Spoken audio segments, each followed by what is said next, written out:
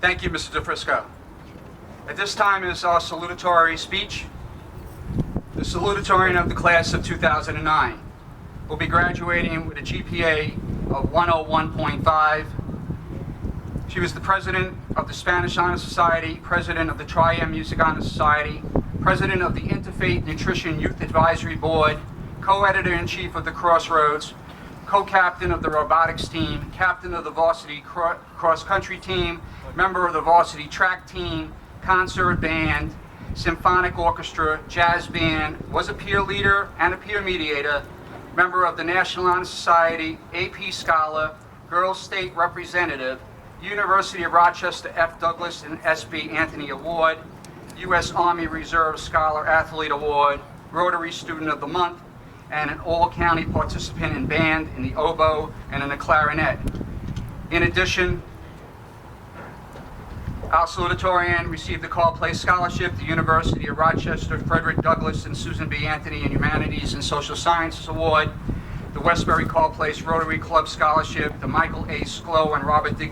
Viglione Scholarship, the Carle Place Civic Association Community Service Award, the Carle Place Teachers Association John Hank Paris Award, and the Arts and Education Booster Club of Carle Place Award. It's my pleasure to bring to the podium the salutatorian who will be attending Georgetown University. It's my pleasure to introduce the salutatorian of the class of 2009, Jamie Lynn Martinez.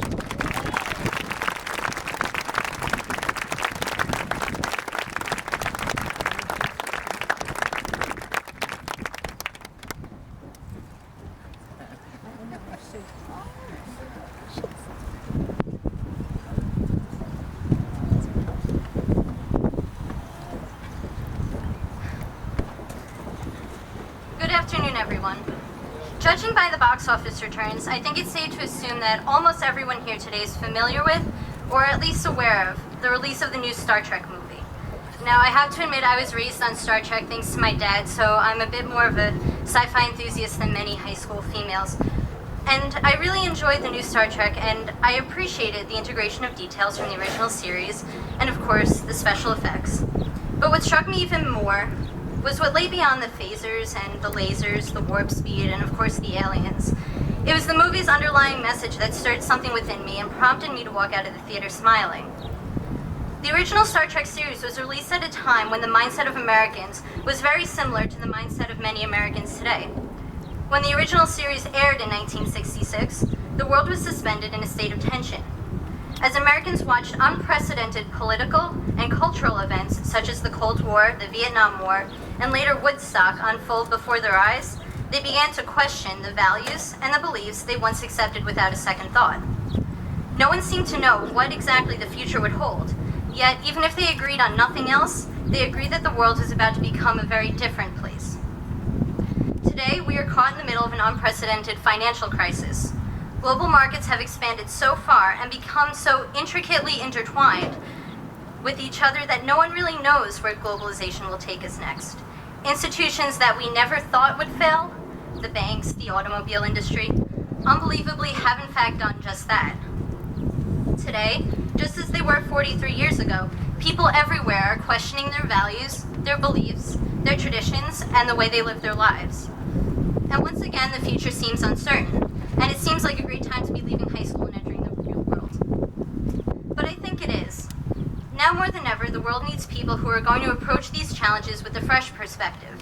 Whether you will be attending college, entering the workforce, or joining the armed forces, this is your chance to pursue the areas that you are passionate about, and to apply and to cultivate your skills and talents in ways this world has never seen, because that is the only way we will ever fix the persistent problems of the past and build a more positive future.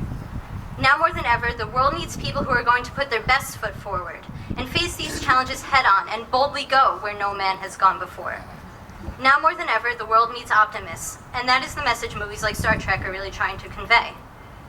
If you can see past the science fiction element of the story for one moment, you will notice that the motives of the characters are simple, and in fact quite relevant to life here on Earth.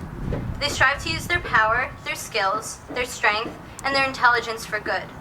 They're united by a desire to keep peace amongst the many inhabitants of space, and by the philosophy that it is not only right, but that it is their duty to help others. They are explorers, not conquerors. They are diplomats before they are warriors. And they are beings on a mission to improve life, with no regards to race or to creed or to gender, or alien species for that matter. So with that in mind, I congratulate the class of 2009, and I wish all of you the best of luck as you set your course and embark on your exploration of the next, but certainly not final frontier. And to everyone here today, on behalf of the class of 2009, I thank you for your continuing support. Live long and prosper. Thank you.